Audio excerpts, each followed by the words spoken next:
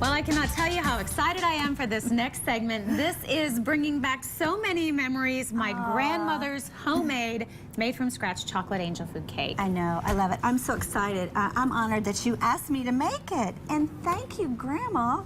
For coming up with this recipe years and years ago. It. Yes, and she's all about sharing it. I've actually got some pictures that I was going to show you. This is one of those recipes that she used to make for her kids when they were little, and then they made, of course, and there's me and Grandma. Look at her, isn't she cute? Yes. And there's my mom and my grandma, so a couple of generations, and look how that high cake. The cake is. I'm telling you, oh my when gosh. she was making it, everybody knew. We all had to be quiet. Don't slam the door. Yes, exactly. Yes. So it's true. It will fall. I know. Well, I wish she was here because then I could know if I measure up to her standards. But there's a lot of little techniques that you need to take care of when you're baking an angel food cake. And the first thing is egg whites. And this cake basically is egg whites and sugar and cream of tartar, which is very important to make your eggs stabilize. But anyway, use lukewarm eggs. And we used about 13 eggs because she said 2 cups of egg whites. 2 cups of egg whites. 2 cups of egg whites. And so, you know, eggs today versus year before, you know, years before, I'm sure they're a little bit different. Okay. Yeah, because she always got them from the neighbor. Yes, and they're right from the farm, and, you know, we get ours now from the grocery store, most of us do. So the lift might be a little bit different, because I noticed her cake was so high, my cake's not quite that high. It's probably because of that. Okay. But you start with lukewarm eggs, and room temperature eggs, and you beat it. Now I wanted to show you the 3 different stages of beating the eggs.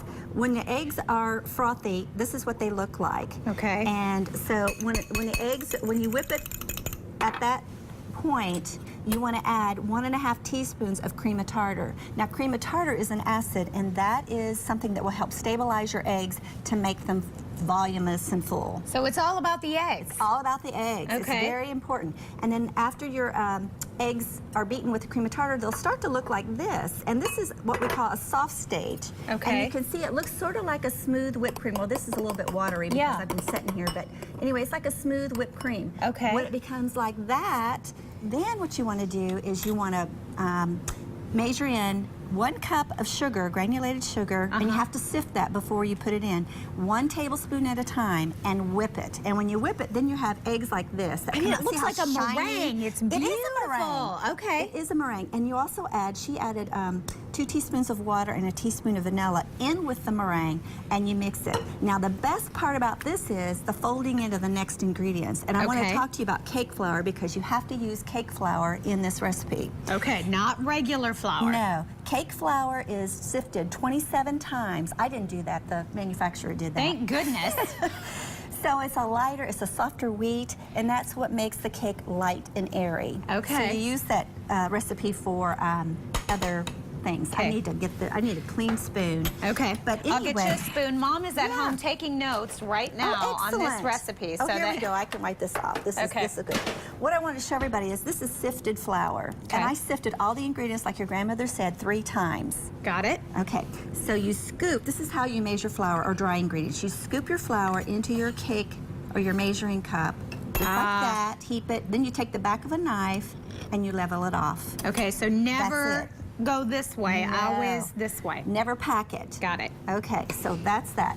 Now, what I have here, you can set that over there. This is a stiff peak, by the way. Let me show you that. See how that is like that? That's what you want in your eggs. So we'll set that over there. Liz, there is a lot of little things going into this cake. Okay, so let me tell you about this. This is sifted cake flour, 1/2 cup of cocoa powder, and another cup of sugar. And this, now what we're doing now is folding the egg whites, and you fold the egg whites just like this. It's like, you know how a wave, you see the tunnel on a wave? Think about the tunnel. You're making that tunnel with your eggs. So you're bringing the spatula over like that, and then down the middle. So very gently folding it in. Yes, because this has a lot of air bubbles in it, and you want to keep that in there. You don't want to whip it or or deflate it. And you can over whip your egg whites, and you don't want to do that either. So Okay. you're going to do this in installations like this until everything is completely incorporated into your batter. And you said there's only 5 ingredients to this cake. Yes. But Cake it's about flour, putting sugar. those ingredients together. Yes, it's the egg whites. It is egg whites, and you Okay. really have to be careful with that. Now, what we're going to do after this, after it's all incorporated, then we're going to put it in our Angel Food cake pan. Okay. 2-piece pan. What I love about this, you don't have to grease this. Oh, okay. So you're going to scoop it in there and put it in there. Then you're going to take a knife and cut through the batter like this. Okay, so we get some of those air bubbles out. Yes, get the air pockets out. Okay. Then your grandma said to bake this on the lowest level in the oven at 275 for Okay. 30 minutes. 30 minutes. And that's not normally what you do. Normally it's like 350 for 40 minutes. So it's 275 for 30 minutes, and then you turn your oven up to 325 and bake it another 30 minutes. Isn't that something? This is why nobody attempted Grandma's homemade cake, but Liz did it, and she is sharing the recipe, and you Yes. write about it with all the shortcuts and Yes, all the little tips and hints and easy. And really, it's easy. If we had more time, we could spend, you know, it would be a leisurely thing, and it's really a lot of fun. Okay. It really is, and so good. And then I'm going to show you how to do the frosting, because that's so fun, too. She made it so pretty. All right, LizBushong.com. You can find Grandma Clee's chocolate angel food cake recipe there, as well as her tips to help you achieve the greatness of the cake. We're going to put it in the oven and show you how to frost it coming up in just a little bit. Thank you, Liz. You're welcome. Thank you, Grandma Clee.